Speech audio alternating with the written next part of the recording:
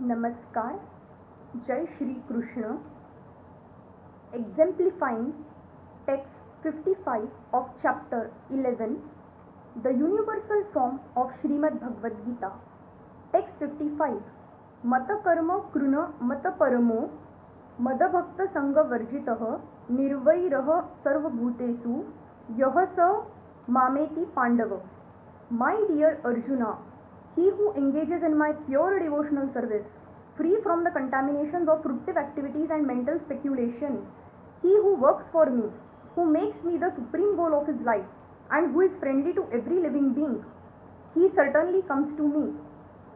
Anyone who wants to approach the Supreme of all the personalities of Godhead on the Krishna Loka planet in the spiritual sky and be intimately connected with the Supreme Personality, Krishna, must take this formula as stated by the Supreme himself.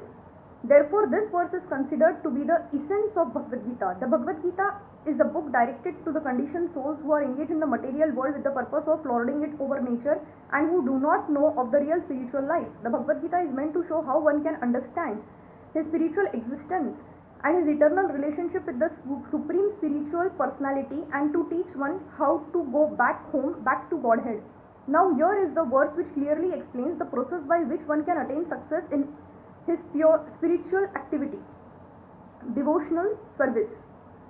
As far as work is concerned, one should transfer his energy entirely to Krishna's conscious activities.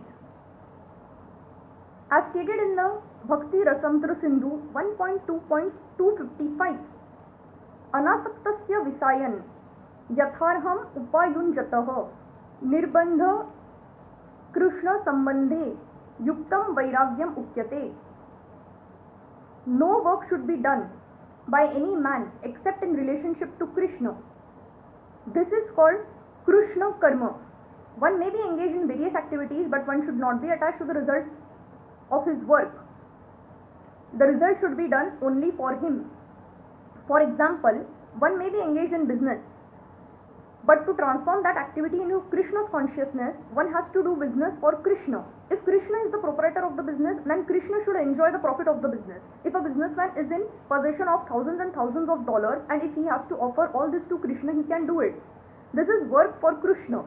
Instead of constructing a very big building for his sense gratification, he can construct a nice temple for Krishna, and he can install the deity of Krishna and arrange for the deity's service as is outlined in the authorized books of devotional service.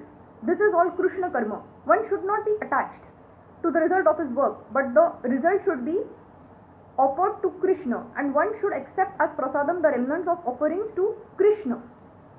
If one constructs a very big building for Krishna and installs the deity of Krishna, one is not prohibited from living there, but it is understood that the proprietor of the building is Krishna. That is called Krishna's consciousness.